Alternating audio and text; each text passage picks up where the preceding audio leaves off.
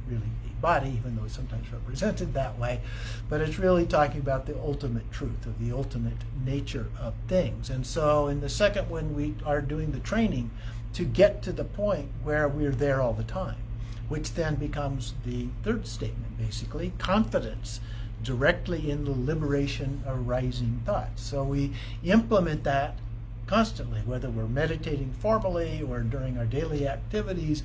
We're in that kind of a constant flow of the Dharmakaya and recognizing the context of everything else that is going on in our experience. So Patrul Rinpoche wrote a very short and concise commentary, so I'll read through that one first. At that point, whether attachment or aversion, happiness or sorrow, all momentary thoughts, each and every one. So it means we do have thoughts. It's not like we've totally wiped out having thoughts.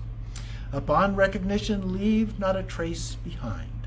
For recognize the Dharmakaya in which they are freed, or Dharmakaya, or as I mentioned, Rigpa. And just as writing vanishes on water, so if we write something on water with our finger, then it disappears, arising and liberation become natural and continuous. So we're getting to the point now where it's ongoing. It's that continuous flow that I mentioned. And whatever arises is food for the bare Rigpa emptiness. So it becomes food for practice, if you will. Whatever stirs in the mind is the inner power of the Dharmakaya king, the master, if you will. Leaving no trace and intimately pure, what joy. The way things arise may be the same as before, as manifestations, but the difference lies in the way they are liberated. That is the key. Without this, meditation is but the path of delusion. When you have it, there's non-meditation, the state of Dharmakaya. And sometimes in the actual practice of that, it's in the foreground. That's really what our focus is on Dharmakaya. But at other times, we have to do other kind of things in our life to exist. So we sometimes describe that as being more like in the background, especially in the beginning, but we don't let go of it. Eventually, the two of those come together as one taste, we refer to it, and so there's no difference between the two as a part of that. So the third vital point is confidence directly in the liberation of rising thoughts. So then he gives the word-by-word commentary here of what I just read. So now at such times as these, if there is not the confidence of the method of liberation and your meditation is merely relaxing in the stillness of mind, you will only get sidetracked into the samadhi of the gods. Such a meditation will not be able to overcome your attachment or anger. It will not be able to put a stop to the flow of karmic formations, nor will it be able to bring you to deep confidence of direct certainty. Therefore, this method of liberation is of vital importance. What is more, when burning attachment is aroused towards some object of desire or violent anger towards some object of aversion, when you feel joy about favorable circumstances, material possessions and the like, or you are afflicted by sorrow on account of unfavorable circumstances, things like illness, no matter what happens, at that moment the power of your Rigpa is aroused. And so it is vital to recognize the wisdom that is the ground for liberation. So this literally becomes a ground for liberation. At that point, and this is the quotation, at that point, whether attachment or aversion, happiness or sorrow. So that is the point we've talked about before of contact. So we have sensory abilities, we have an object, and when the two of those go together, that's the point of contact. Following contact, from that, we begin to develop a sense of attraction to something or aversion to something. We begin to judge things, or they can be neutral as well. But we tend to talk about the extremes, which are the real problems of those. So then he continues, besides, if your practice lacks the key point of liberation upon arising, whatever subtle thoughts creep unnoticed into your mind, We have to be paying attention when thoughts arise. They will accumulate more samsaric karma. So if we let them arise and establish themselves without even noticing them, that becomes the ground for more samsaric karma. So the crucial point here is to maintain this simultaneous arising and liberation with every thought that arises, whether gross or subtle, so that they leave no trace behind. That trace behind is the karma, good or bad. That's what's leaving the trace is referring to. All momentary thoughts, each and every one, is the quote. Therefore, whatever thoughts arise, you do not allow them to proliferate into a welter of subtle delusion, while at the same time you do not apply some narrow-minded mindfulness. Instead, without ever separating from a natural, genuine mindfulness, recognize the true nature of whatever thoughts arise and sustain this liberation upon arising that leaves no trace, like writing on the surface of water. So here he's differentiating between two kinds of mindfulness, and he doesn't elaborate very much, so it's not entirely clear to me exactly how he's distinguishing between them. But a fairly common way to do that is that basic mindfulness is where you're just being mindful of objects. I'm seeing something, and so I recognize that I'm seeing something. I'm hearing a sound, so I'm recognizing that I'm hearing a sound, and so forth. So it's a very sensory-oriented kind of things. It can include mind in the sense of there's a thought that pops up, maybe I see something and I like it, so I recognize that I like it. But I don't go beyond that. I don't try to overcome those kind of experiences. So he says, upon recognition in the second form of mindfulness, what he calls genuine mindfulness, then we're sustaining this idea of being in that state of liberation, and it continuously dissolves, it disappears. So he says, upon recognition, leave not a trace behind. If at this point the arising thoughts are not purified, dissolving as they liberate themselves, the mere recognition of thoughts on its own will not be able to cut the chain of karma that perpetrates delusion. So at the very same instant as you recognize by seeing the true nature of the thought nakedly, this is where we begin judging things, you will simultaneously identify the wisdom with which you are familiar from before. By resting in that state, thoughts are purified, dissolving so that they leave no trace, and that dissolution is a crucial point. He keeps making that over and over. That's the critical point here. So we're trying to recognize things at that point of contact and before we make judgments about what something is, good or bad, because that's the point at which it begins to develop in the form of karma. Okay? So the quote for that is, for recognize the Dharmakaya in which they are freed. So in Dharmakaya itself, there is no object of anything. It's more of a transcendent kind of knowledge. Like when we recite the Heart Sutra, it's not this, not that, not something else. It's no longer a thought or anything. It just is that natural state. So he continues, to take an example, writing or drawing on water, the very instant it is written, it dissolves. The writing and its disappearance are simultaneous. Likewise, as soon as thoughts arise, liberation is simultaneous. And so it becomes an unbroken flow of self-arising and self-liberating. And he quotes, and just as writing vanishes on water. So that's the metaphor he's using.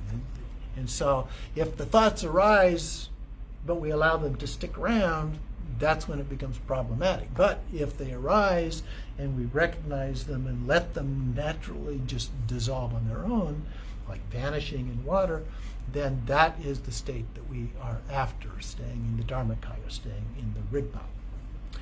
And he continues, and so by not suppressing the risings, by allowing whatever arises to arise, any thoughts that do arise are actually purified into their own fundamental nature. They're fundamental nature being going back into this emptiness of Dharmakaya, if you will. You must hold to this method of integrating everything into the path as the essence of the practice. So in this form of practice, the essence of how to do it is that noticing things that arise and letting them dissolve immediately. So the quote here is, arising and liberation become natural and continuous. So this is the real key point of the third statement, is allowing them to, having trained in the second one, to get to a point where it's a continuous process. Like watching a movie or looking in a movie, but knowing that that's what you are doing. Okay, so it's not just looking in a mirror like in the morning and get up and comb your hair or something like that, but you're just paying attention to the reflection. Here, you're noticing, oh, that is a reflection that I'm looking at. It's not me. Okay, so that kind of thing. You're watching the movie. Oh, I am watching a movie. This is acting going on, and things like that. So we're paying more attention to the process of what is happening as a part of it, and it becomes, after a while, somewhat dreamlike. The Buddha talked during his enlightenment that it was like awakening from a dream. And so here too, it's a little bit like awakening from the dream, but here the dream keeps going on and we recognize that that's what's happening. And so he continues, by applying the exercise of Dharmakaya to your thoughts in this way, whatever thoughts occur only serve to strengthen the Rigpa. So that becomes food for the Rigpa. And also, however gross the thoughts of the five poisons are, anger, delusion, desire, jealousy, pride, however gross those thoughts of five poisons are, that much more vivid and sharp is the Rigpa in which they are liberated. So as those things as the thoughts become stronger, so does Rigpa, in order to deal with them, to, you might say, even conquer them. And so the quote there is, and whatever arises is food for the bare Rigpa emptiness. The next part of the commentary says, whatever thoughts may stir, they all arise from all-penetrating true face of Rigpa itself, as is own inner power. Whenever they occur, if you simply abide in this without accepting or rejecting, then they are liberated at the very instant they arise, and they are never outside the flow of the Dharmakaya. Again, it's a sense of flow, and because they are dealt with at that point, immediately they arise, just like trying to write in water. There is the writing in the water, or else you wouldn't have the dissolution of that into the water.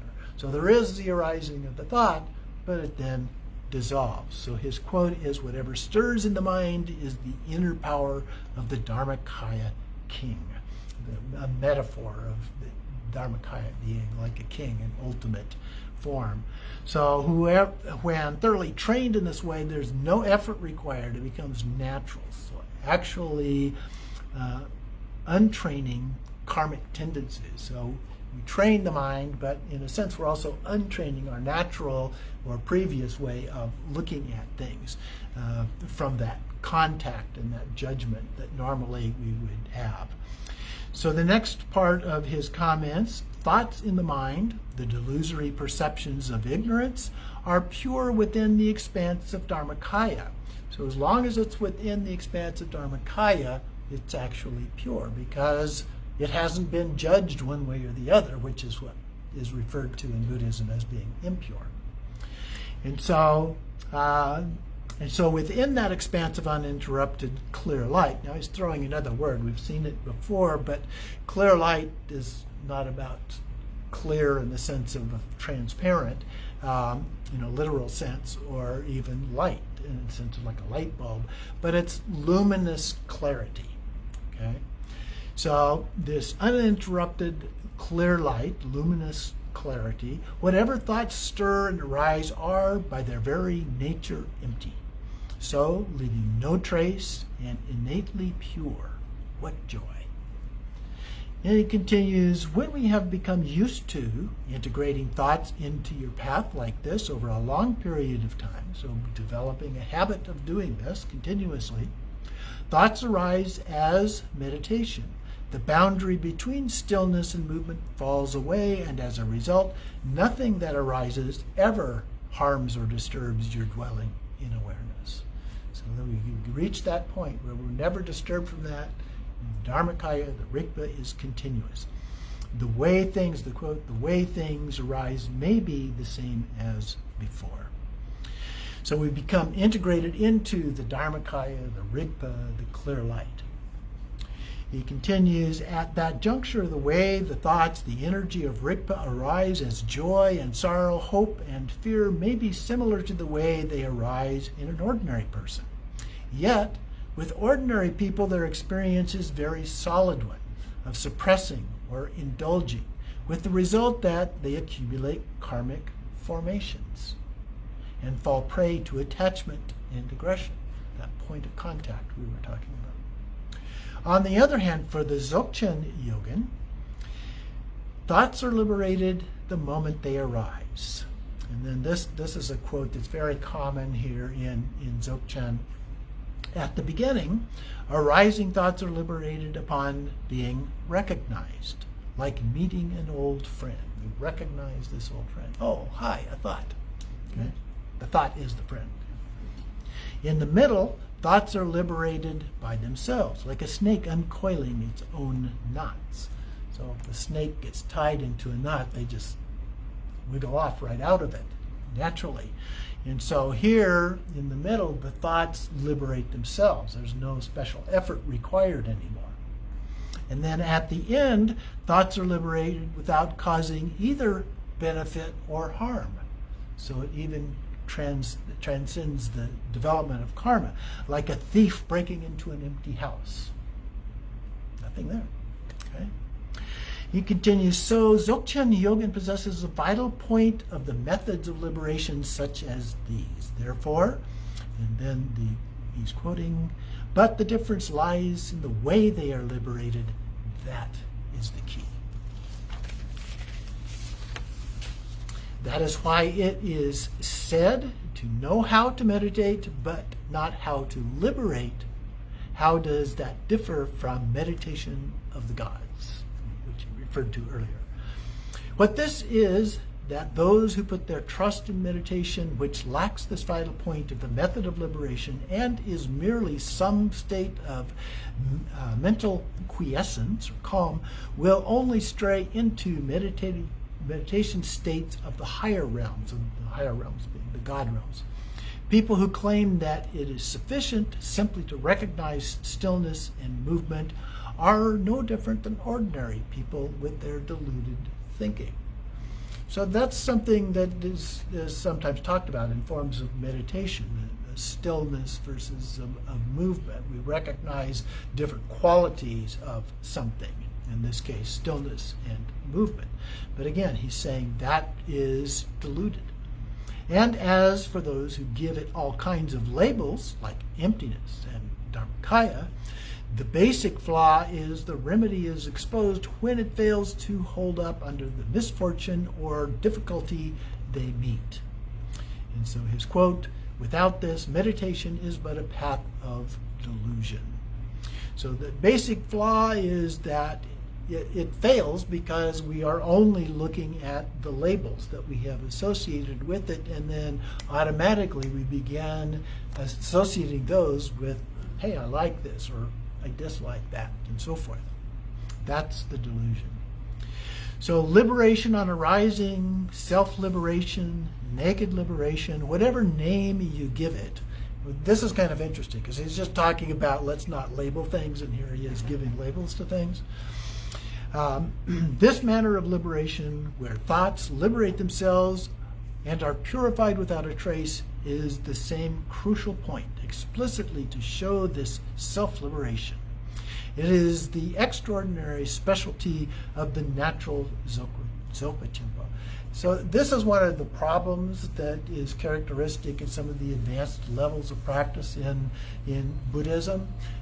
We get into a philosophical dispute about, can you say anything about this ultimate or absolute, or can you not? Okay, and so this is why this comes up, just as he's expressing it here. On one hand, he's saying, well, you really shouldn't do that, and on the other hand, he's doing it. And we find that argument between the Shintong and the Prasangika schools of philosophy doing exactly the same thing. Where one is saying you can't say anything about it, and the other one is saying, well, you should say something about it, or if they have no path, they don't know what to do or where to go. You need a roadmap in order to help get there. They both have their merit, and there are some ways of kind of combining them together. And so he goes on, and so if you possess this key point, then whatever negative emotions or thoughts arise simply turn into Dharmakaya. All delusory thoughts are purified as wisdom. All harmful circumstances arise as friends, or they dissolve as enemies. All negative emotions become the path. Samsara is purified in its own natural state without your having to renounce it. The process of renouncing is just another thought, another process. And so we just let it happen. And you are freed from the chains of both conditioned existence and the state of peace as concepts. You have arrived at such complete and final state there is no effort, nothing to achieve, and nothing left to do. And so the quote here is, when you have it, there's non-meditation, the state of Dharmakaya. So maybe he's going a little bit far in the way that he's describing this, at least for most of us. So it infers kind of a total neutrality in all things, a little bit like being a zombie perhaps, no brain, no mind, versus a middle way that the Buddha tended to talk about. So Dharmakaya is, in fact, a state of peace. The Buddha talked about this, and simplicity and luminosity. And so there are those things. Now, he'll come back to this for us, fortunately, here in a little bit in his commentary. If you do not have confidence of such a way of liberation, you can claim your view is high and your meditation is deep. But it will not really help your mind, and nor will it prove a remedy to your negative emotions. Therefore, it is not the true path. Now, he recognizes there are multiple paths, that this is just one of them. It's not the only path, but it does have some key points that transcend the other forms of meditation. On the other hand, if you do have a key point of self-arising and self-liberating, in quote marks, then without even the minutest attitude of high view or the notion of deep meditation, it is quite impossible for your mind not to be liberated from the bonds of dualistic grasping. The house is empty. Okay? So, the words, though, can be helpful, as I was just describing. When you go to the fabled island of gold, which is a metaphor that's sometimes described in different of the sutras of the Buddha, you can never find ordinary earth or stones. Everything is gold, so there's no ordinary rocks or dirt or anything like that, however hard you look. In just the same way, stillness, movement, and thoughts all arise now as meditation, not as stillness and thoughts, delusions, and so forth. So this alone is the measure to determine whether your practice has hit the mark or not. So the third vital point is confidence directly in the liberation of rising thoughts. So that's the third statement of Garab Dorje. So all of it is meditation. It's not real as ordinarily perceived. We still have the thoughts, but they arise as meditation. It's kind of the way I would summarize what he's describing here. So we talked about having 3 different levels of meditators, then how we could apply this in that context. It doesn't differ a great deal each time. So for the beginner, someone who is comfortable with basic forms of meditation like shamatha or some of the dhyanas and so forth, again, it's good if you can to go outdoors, find a place to sit without distractions, just relax to begin with. Take a deep breath in, and then on the out breath, relax your brain, and then the rest of your body slowly all the way down, okay, into stillness. And then you just let go of the stillness itself. This is the Dharmakaya. So instead of that loud ping creating a startle reflex, we do it in a more relaxed, gentle manner. And so then, as a result, everything, all sensory and mental formations, experiences that arise, are like reflections in the mirror, just an experience of your mind. So then you do this as long as you can. If you need to, you just repeat it. For an intermediate person who's done deity kinds of practice, we dissolve everything into emptiness. We focus on the experience beyond names and concepts.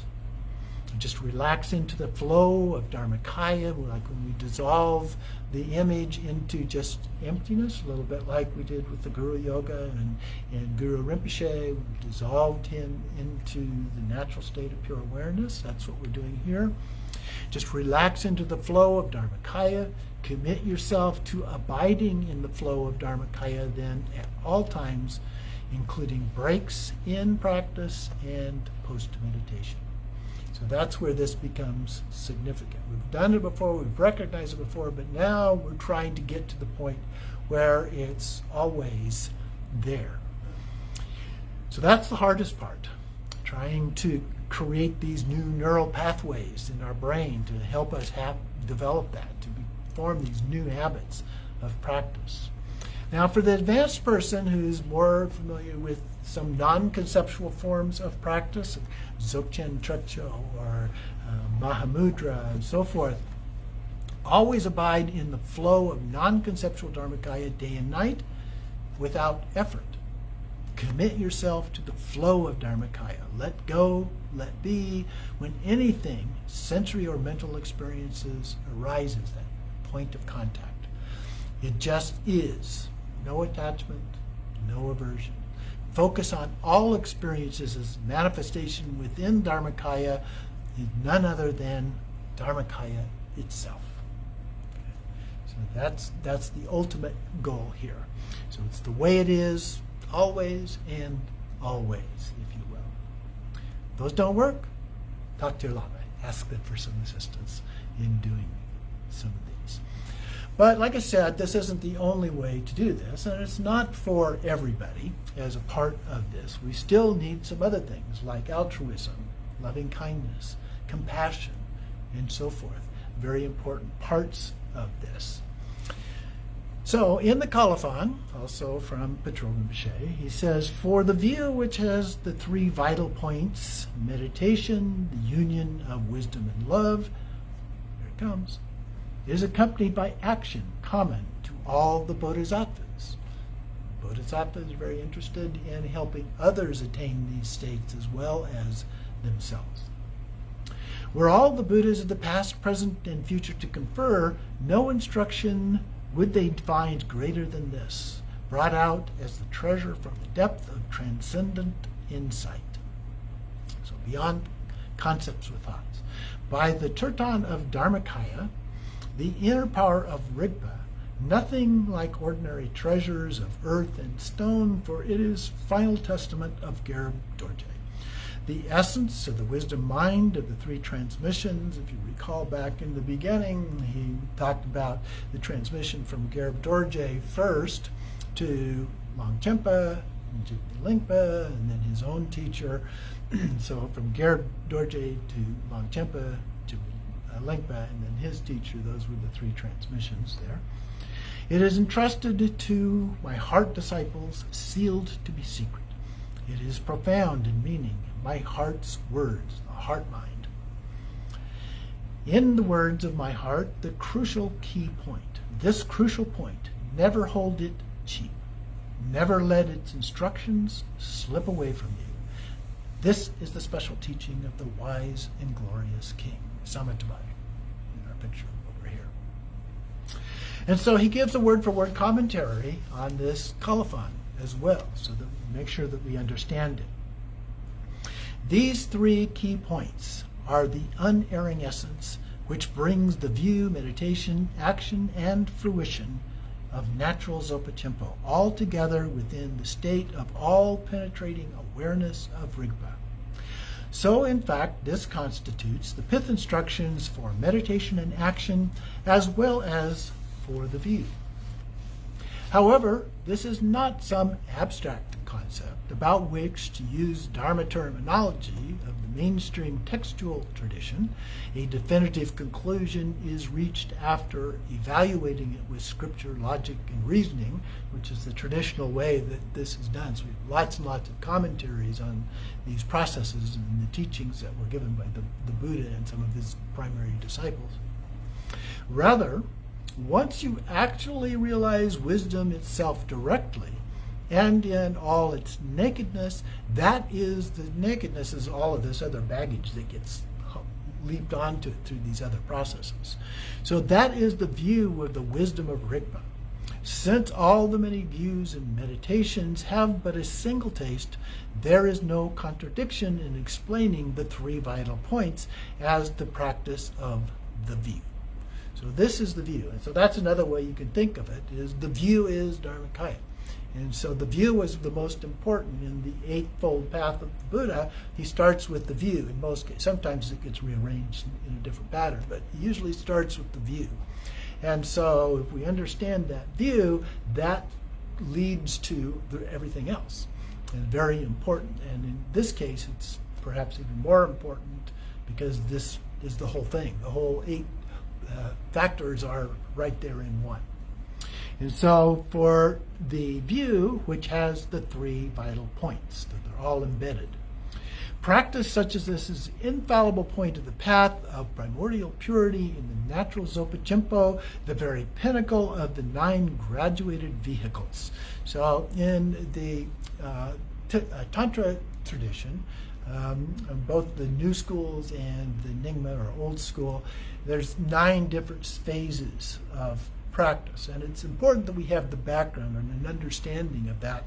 Otherwise, when we get to Dzogchen or Mahamudra or something like that, we really don't have the foundation upon which to truly understand.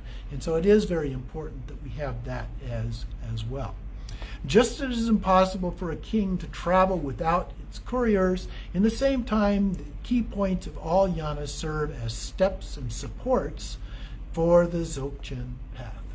And that's why it's important to have that foundation rather than just trying to jump directly into Dzogchen by itself.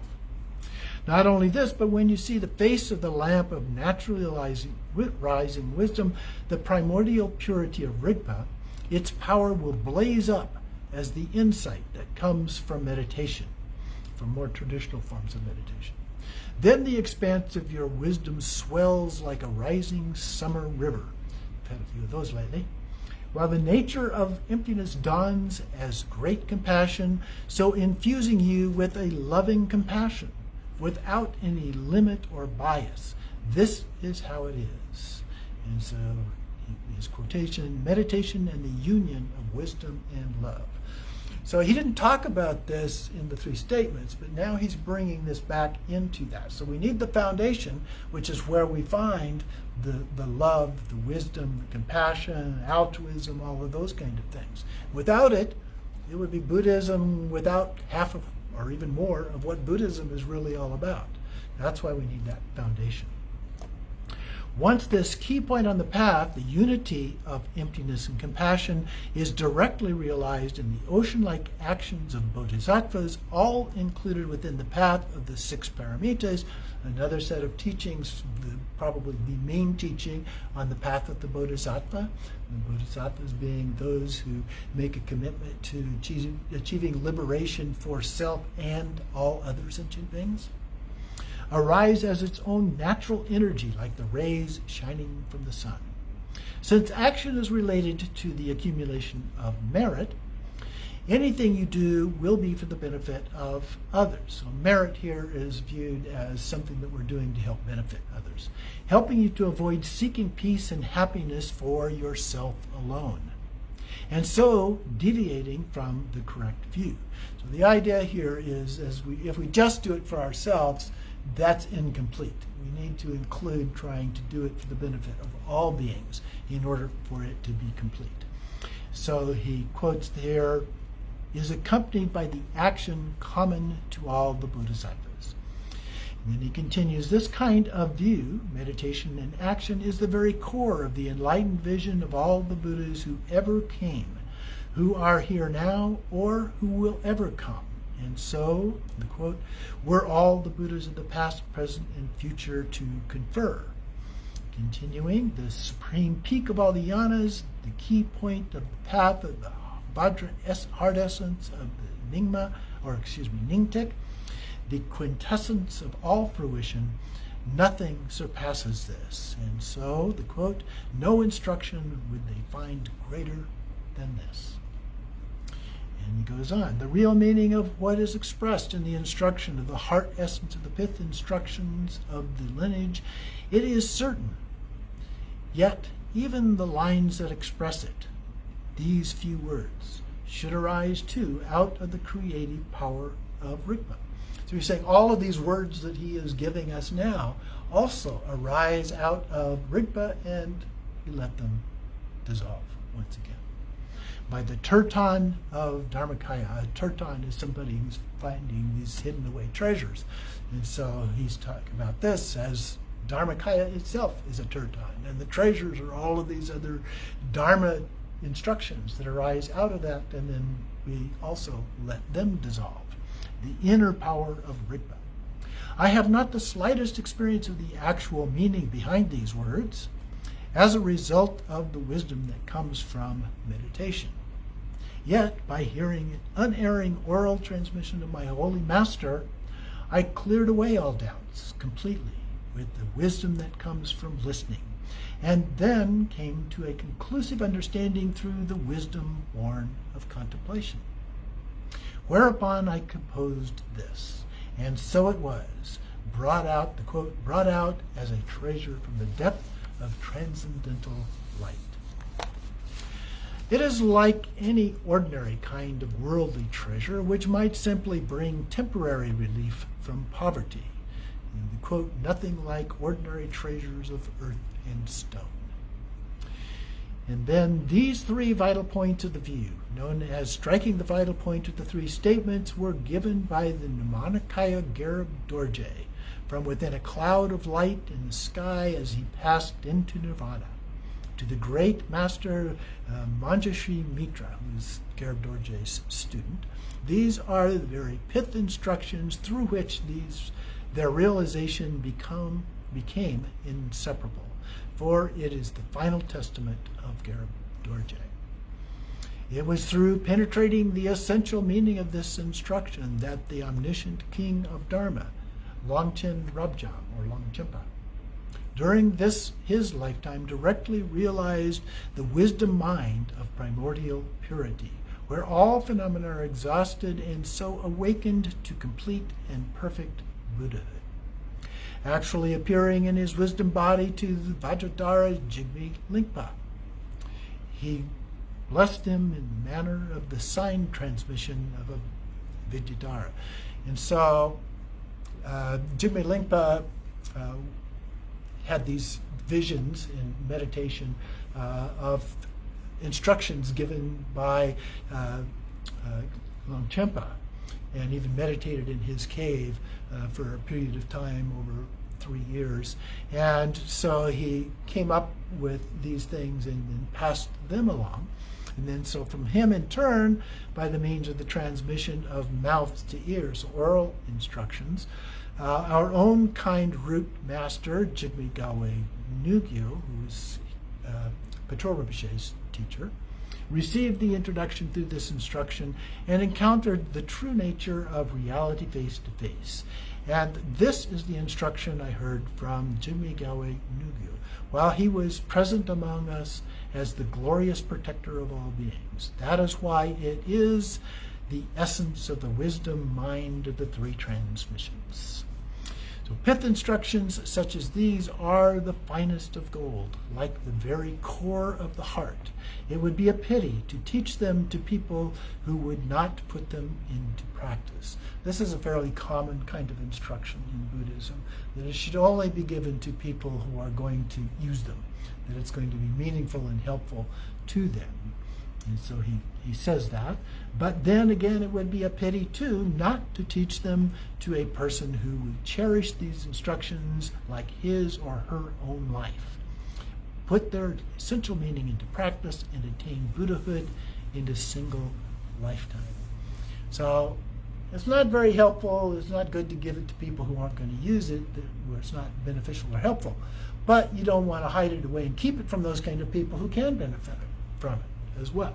And we never know for sure what's going to happen, because at one particular moment in time, maybe it's not going to be beneficial, maybe you're not interested, but another day down the road sometime, all of a sudden, I remember that, and there it is, and it is meaningful for you. So then he has a quote here, a little verse. It is entrusted to my heart disciples, sealed to be secret. It is profound in meaning, my heart's words. In the words of my heart, the crucial key point. This crucial point, do not let it go to waste. Never let this instruction slip away from you. So with this brief commentary, the special teaching of the wise and glorious king is complete at this point. Virtue, virtue, virtue. So that completes the entire instruction on the three statements of Garab Dorje that we've looked at the last 3 weeks. And the text is there. You can either get it in a different format from the Lotsawa House, which is a translation website where you can get all kinds of things. It's a wonderful, wonderful website. Or you can also go to our website and go to the page which has the various resources, and I've set up a section in there now where these Dharma talks are there. And so you can find it in the format here that we have talked about for the last 3 weeks if you want to print that out, or just read it online, or save it as a file, whatever it works best for you. So now we want to conclude our practice here briefly. We go to page 6 in the prayer book. And we'll recite the blessing mantra or sing it here. Om Ahom Shri Om Ahom Shri Om Ahom Shri Om Ahom Shri Om Ahom Shri Om Ahom Shri Om Ahom Shri Om Ahom Shri. Long life prayers, for His Holiness the Dalai Lama. For this realm encircled by snow-covered mountains, you are the source of every benefit and bliss without exception. Tenzin Gyatso, you who are one with Avalokiteshvara, may you remain steadfast until samsara's end. And then His Holiness Khenpo Lama Rinpoche, in the Dharma Dhatu, appearing as Amitabha, in the Sambhogakaya form as Wisdom Buddha Manjushri, Padmasambhava's heart son Sangye Yeshe, incarnated as Padma Limpa in previous life and Palje Badorje in this lifetime. May your life be longer than the duration of samsara, so that all your virtuous intentions can be accomplished. Please give me your heart blessings so that my mind is united with yours in the Buddha nature, so I pray. And Khenpo Drimed Dawa, Imaho, you understand the knowable objects of samsara, great teacher. You have realized the intent of the sacred Dharma, Yogi Khenpo. Your Dharma practice is unification of the two. Khenpo Drimed Dawa, stainless moon, may you live long. And the wish for bodhicitta. Om Ahom Shri Ananta Benza Sawa Siddhi Pala Hom Ah. Glorious, precious root Lama, sit on the lotus seat on the crown of my head. With your great kindness, please accept me. Please bestow the realizations of body, speech, and mind. In all the activities of the glorious Lama, May no wrong view arise even for a moment. By the devotion of seeing whatever he or she does as perfect, may the blessing of the Lama enter my mind. Throughout the succession of my lives, from the perfect Lamas, may I never be separated, and enjoying the glory of the Dharma, perfect all qualities of the stages and the paths, and swiftly attain the stage of Vajradhara. The Lamas who have become the glory of the Dharma, may their lives be stable. May the land be entirely filled with doctrine holders. May the wealth and power of the patrons of the doctrine increase, and may the auspiciousness of the doctrine remain forever. Bodhicitta, the excellent and precious mind, where it is unborn, may it arise. Where it is born, may it not decline, but ever increase higher and higher. Om Mani Padme Hum Shri. Om Mani Padme Hum Shri. Om Mani Padme Hum Shri. I dedicate the merit of this practice for the benefit of all sentient beings. I dedicate the merit of this practice for the benefit of all sentient beings. I dedicate the merit of this practice for the benefit of all sentient beings.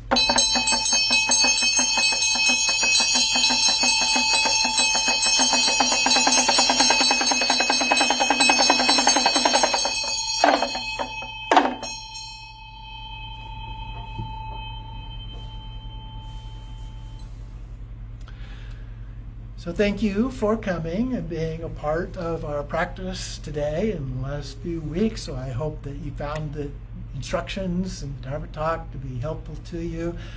Starting next week, I'm going to do a more elaborate version of some talks that I give periodically from the instruction of the practice manual. And so we're going to do the Nundro part of that and a little bit more elaborate version of the instructions on the Nundro starting next week, and it will take several weeks to do that, even though we practice it in about 10-15 minutes.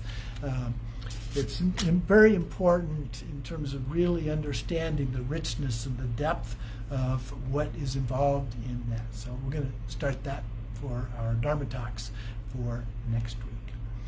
And in terms of our practices, of course, Sunday next week, we will be doing that at the same time, 11 o'clock Pacific Daylight Time or Tucson time. And also on Wednesday, this Wednesday will be in Trauma Dakini practice, so we'll be doing it with a tsok, so you can bring something to share if you'd like to participate in that with us.